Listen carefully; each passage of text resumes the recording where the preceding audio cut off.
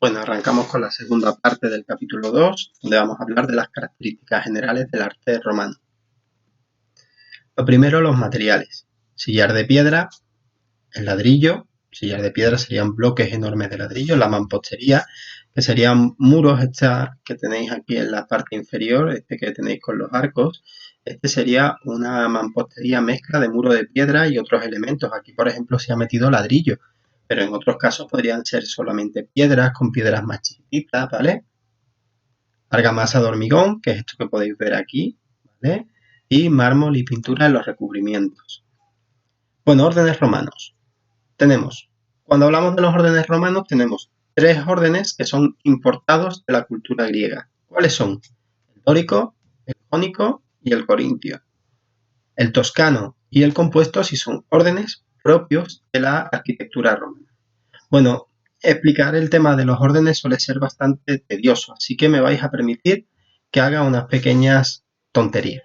Oh. ¿Qué ha pasado? Bueno, pues tenemos el mismo, pero ahora lo tenemos un poco más customizado, lo tenemos como un poco más personalizado. Bien, si os dais cuenta, vamos a dividir los órdenes podemos dividirlos en dos bloques, con basa y sin basa. Todos, aunque en el capitel corintio no lo veis, todos van a tener una basa, excepto el dórico, ¿vale?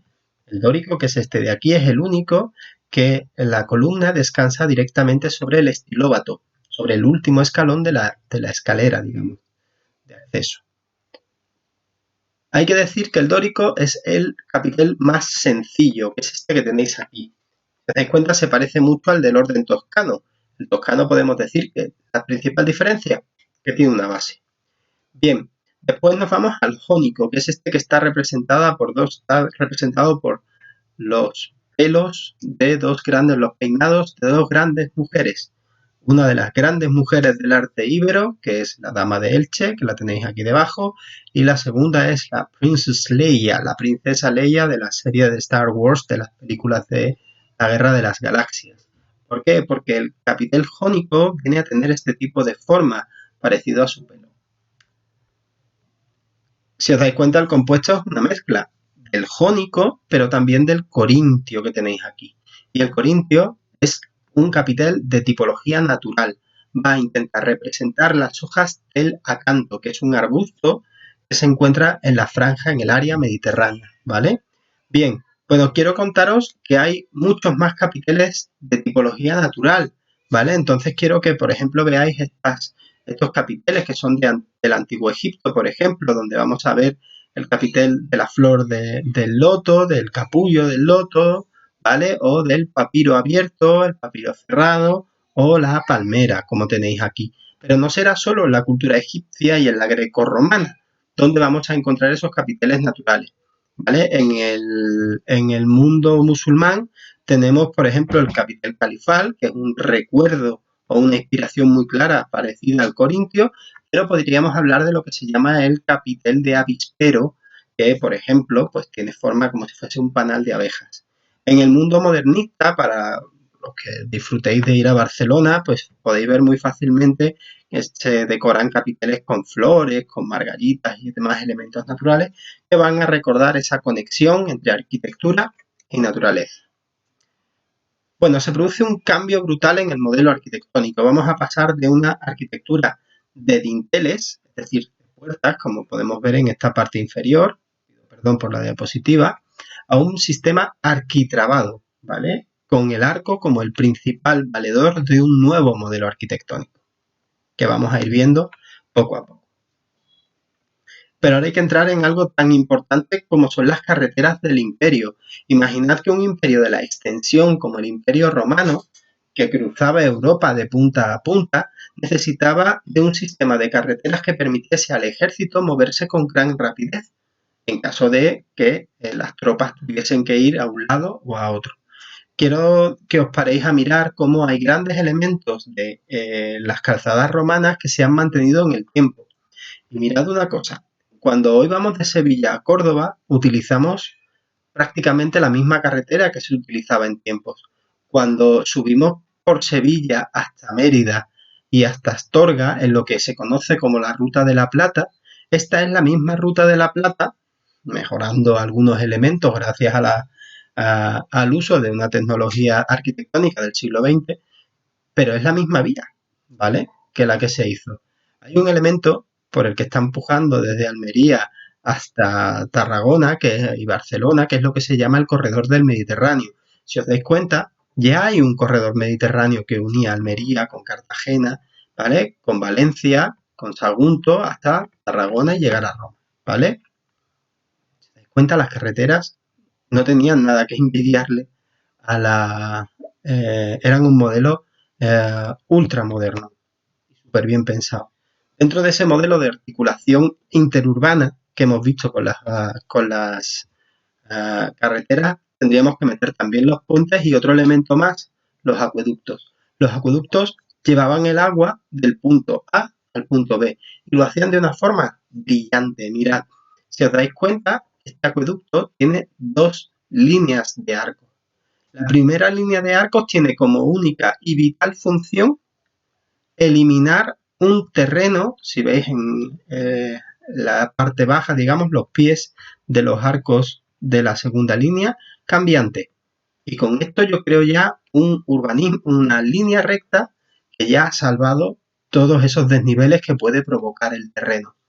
Y ahora lo más difícil está conseguido. Los arcos, o perdón, los acueductos llevan el agua por gravedad de un punto a otro, por una corriente descendente. Lo difícil es igualar el terreno. A partir de ahí, crear una pequeña pendiente con los metros necesarios llevará el agua desde fuera de las ciudades hasta las fuentes. Eso en el siglo II a.C., en el siglo I a.C., era espectacular, porque era una tecnología ultramoderna, ¿vale? Igual que los acueductos, las murallas que defendían a las ciudades. En el mundo romano las murallas eran auténticas paredes gruesas, ¿vale? Hechas para que los enemigos no pudiesen atravesarlo, ¿vale? No eran tecnológicas, eran resistentes. Mirad, me he saltado un trocito porque os había hablado de los puentes, pero bueno, es curioso que veáis también un trozo de acueducto en Sevilla. Estos son los Caños de Carmona. Y aquí tenéis este acueducto convertido en puente, ¿vale? Esta es una fotografía del siglo XIX. Bueno, ahora a hablar ya dentro de la ciudad, ¿vale? Hemos atravesado las murallas, entramos en la ciudad y encontramos una ciudad con forma de tablero de ajedrez, ¿vale? Un sistema de manzanas, igual que el de los campamentos romanos, ¿de acuerdo? Con un cardo y un decumano máximo, que eran el eje horizontal y el eje vertical de la ciudad, ¿vale? Ambas partes se unían en el foro, que era el centro político y comercial de la ciudad romana. Mirad, este sistema es el sistema que España exporta a Latinoamérica, es el sistema, digamos, de las ciudades de nueva planta. Pero en España vamos a encontrar un urbanismo mucho más enrevesado, que es propio del urbanismo musulmán. Elementos como, por ejemplo, el barrio de Santa Cruz explicarían muy bien esa articulación de calles estrechas propia del mundo musulmán, que nada tienen que ver con lo que hubiese sido esa Hispalis ordenada o esta itálica que veis perfectamente ordenada en ese sistema de manzanas, ¿vale? Dentro de la ciudad, el templo que era la casa del dios, a cuyo interior solo accede el sumo sacerdote. El templo está marcado y está elevado sobre un podio que marca una distancia entre lo que sería el suelo terrenal y el suelo divino, ¿vale? Dejando el suelo divino por encima, el mundo de los dioses, desde los hombres. Tiene dos partes, una pronaos, que es un pórtico de entrada, y la cella, que es la nave central o el lugar donde se encuentra una estatua del dios enorme, normalmente sentado, para dar una sensación de mayor tamaño, ¿vale? Esto se suele colocar una cubierta de a dos aguas y fuera. Aquí tenéis la celda, aquí tenéis el podium, veis cómo está levantado, ¿vale? Veis cómo tenéis este solo acceso. Y es que pensad que la religión romana no es como las religiones, digamos, del libro, es decir, cristiana, judía y musulmán, que son religiones en las que el creyente, el devoto, accede al templo y es el templo la casa del rezo, ¿vale? Para el mundo griego y el mundo romano, el templo es la casa del dios, solo del dios. Bueno, uno de los ejemplos más interesantes de templo está en Baelo Claudia. Esta diapositiva es simplemente para recordar que puede ser un buen sitio para ir un fin de semana a verlo, ¿vale? Bien, el siguiente elemento es la basílica. La basílica para los romanos es el juzgado, ¿vale? Son los juzgados. Es un edificio, como toda basílica, que es una planta de salón, una planta abierta, con un ábside, que es el lugar donde el juez se colocaba, el cuestor se colocaba e impartía justicia. Estas primeras basílicas de la ciudad de Roma fueron ocupadas cuando los cristianos son legalizados, entre comillas, en el 313, en el Edicto de Milán, y empiezan a ocupar algunas basílicas que estaban abandonadas. A raíz del uso de esas basílicas abandonadas van a hacer los cristianos la basílica como un elemento arquitectónico propio, pero es prestado del mundo romano. Es hora de hablar de la arquitectura lúdica romana. La arquitectura lúdica es la arquitectura de entretenimiento, lúdica, divertida, ¿vale? El primer espacio divertido, las termas. Las termas o los baños tenían tres partes: frigidarium, piscina de agua fría; tepidarium, agua templada; caldarium, agua caliente. Aquí tenéis el interior de las termas, la parte inferior, ¿vale? Bueno, os enseño las de Itálica. Mirad, aquí tenéis una recreación en 3 dimensiones, ¿vale? Si queréis pulsar y lo podéis ver sin problema. Las termas eran un centro social y de lujo, ¿vale? Era abierto al público, aunque por separación sexual. No todo el mundo podía entrar el mismo día y a la vez. Tenía esas 3 piscinas, una palestra que venía a ser como un área de esparcimiento para correr, para hacer ejercicio, y una piscina, más en el sentido que lo conocemos nosotros. El segundo elemento era el teatro romano, con 3 grandes partes. La escena, voy a empezar por el final, que era el lugar destinado a la zona de actores; la orquestra, que era una zona intermedia destinada al coro, pero ese coro viene de la tradición del teatro griego; y la cavea, que es el lugar destinado al público. Mirad, ya os he dicho que todo espectáculo lúdico romano es gratuito, pero que fuese gratuito no daba a cualquier persona sentarse en la parte que quisiesen, ¿vale? Los gobernadores y la gente más importante se sentarían aquí en la parte baja, y en función de tu estrato social ocuparías un sitio u otro, ¿vale? Los patricios aquí abajo en primera zona y los plebeyos más arriba. Bien, aquí tenéis una muestra de cómo era el antiguo teatro griego y cómo es el teatro romano. Mirad, los romanos técnicamente eran muy buenos y mejoran muchísimo uno de los grandes problemas del teatro griego, que era la acústica. Además, técnicamente consiguen hacer otra cosa. Los griegos siempre hacían los teatros aprovechando una ladera de una montaña. La invención del arco hace que el romano pueda hacer teatros exentos, que no necesiten, pues, de nada más que un terreno donde construir. Esto no quita que si los romanos querían construir un teatro, iban a buscar primero en la naturaleza, el espacio, el entorno ideal, y si lo tenían, lo utilizaban. Mirad, ese es el caso, aunque la fotografía es muy mala, del teatro de Itálica, que está reposando toda la cavea en la ladera de una pequeña montaña. Después tenemos el anfiteatro. Hay que dejar muy claro un concepto. Coliseo solo hay uno, que es el de Roma. El resto son todos anfiteatros. Tienen forma oval y la cavea tiene la misma distribución que el teatro. De hecho, el anfiteatro viene del griego.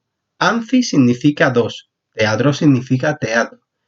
Si os dais cuenta, en esta imagen que tenemos aquí es como si una cavea se hubiese puesto frente a otra, y el espacio que dejan la orquesta y la escena es el espacio de la arena. Aquí se hacen pues las luchas de gladiadores y se representan las luchas con fieras, etc. Unas cosas curiosas del anfiteatro de Itálica. Primero, se hace aprovechando 2 pequeñas laderas, ¿vale? Así que no es un anfiteatro exento, va a aprovechar la naturaleza y es una de las estructuras más importantes de la ciudad romana. Tiene una capacidad que algunos científicos han colocado en 25.000 y otros investigadores en 40.000 espectadores. Es enorme, ¿vale? Se podían ver peleas de animales y la cavea estaba dividida en 3 niveles. lo que os digo, si pulsáis aquí podéis ver un vídeo. En el centro podemos ver lo que era la fosa vestiaria, que es este hueco enorme que tenéis aquí dentro. Este hueco se recubría con tablones de madera, que posteriormente se cubrían también con arena, haciendo que esta parte no fuese visible para el gran público. ¿De acuerdo? Bueno, pues este espacio permitía el acceso de animales o de gladiadores a la arena en medio del espectáculo, ¿vale? Facilitaba las tareas del show. Hay otro anfiteatro en Sevilla, que es el anfiteatro de Carmona, pero es hora de hablar del circo. El circo no tiene nada que ver su nombre con el nombre que hoy entendemos por un circo, es el edificio para las carreras de caballo. Tenía una forma de U y el muro central se llama espina, porque es el lugar central, como la espina dorsal de nuestra espalda, alrededor del cual corren los caballos. Quizás la carrera de cuádricas más famosa del mundo sea la que tuvieron en 1959 Ben-Hur y Mesala, que era el nombre del malvado romano que primero era amigo de Ben-Hur y después una película muy interesante de ver, ¿vale? Os voy a poner un extracto de esta carrera de cuadrigas porque está muy bien representado lo que era el espectáculo. Por supuesto, dudo que hubiese gente en la espina, eso es una licencia del cine, pero bueno, que es interesante que veáis un poco cómo funciona.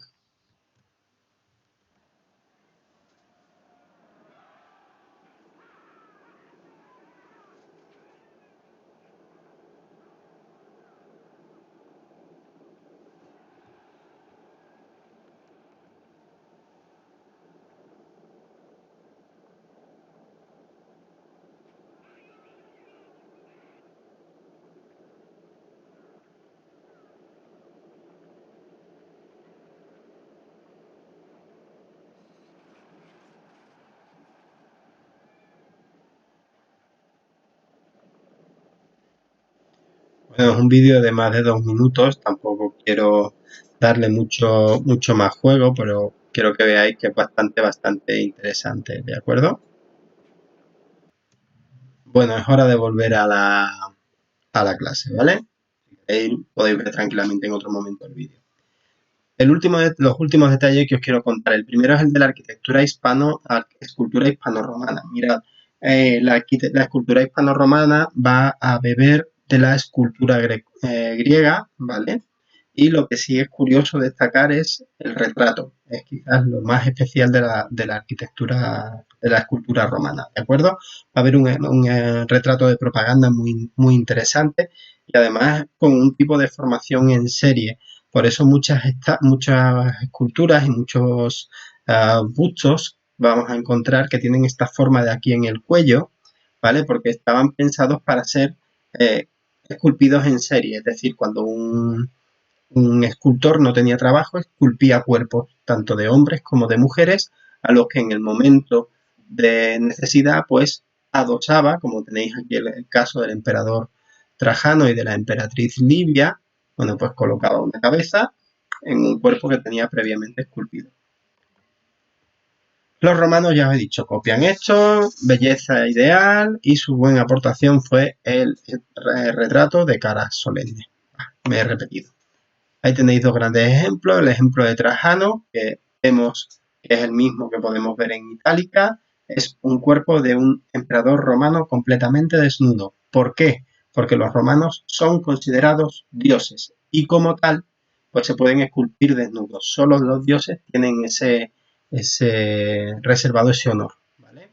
Entonces un emperador se puede presentar desnudo como un dios o como en el caso de Adriano, revestido como un soldado, como un militar.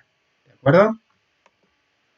El último elemento que os quiero presentar es el mosaico, porque es la parte más importante de las casas, ¿vale? Se pavimentaban los suelos con mosaicos, ¿vale? Los mosaicos se han encontrado en todo el imperio y se han encontrado desde figuras abstractas hasta composiciones, ¿vale? Aquí tenemos un ejemplo de lo que sería un animal, en este caso un búho, del mosaico de los pájaros de Itálica, y este es un suelo con decoración geométrica también de Itálica. Las teselas, que son las pequeñas piedras, cada pieza del mosaico, ¿vale? Fueron hechas de diferentes materiales, piedra, terracota, cristal, ¿vale? Y se decoraban, pues como veis, con geometría, plantas, figuras, etc. Mirad, yo siempre digo que una tesela es como un píxel. El píxel es la unidad mínima de información, ¿vale? Y nos da un tono concreto, como en esto es una exageración de lo que sería la Gioconda, ¿no? El de la imagen de la Mona Lisa, ¿vale? Un píxel viene a ser lo mismo, da una información de color concreta, con un tono concreto. Cuantos más píxeles tenga una fotografía, mejor será su definición. Cuantos más píxeles tenga, perdón, cuantas más teselas tenga un mosaico, mayor matiz de color tendrá, con lo cual más calidad tendrá también el mosaico en su creación. ¿De acuerdo? Pues nada, con esto termina el tema 2. Espero que os haya resultado interesante y nos vemos en el próximo vídeo.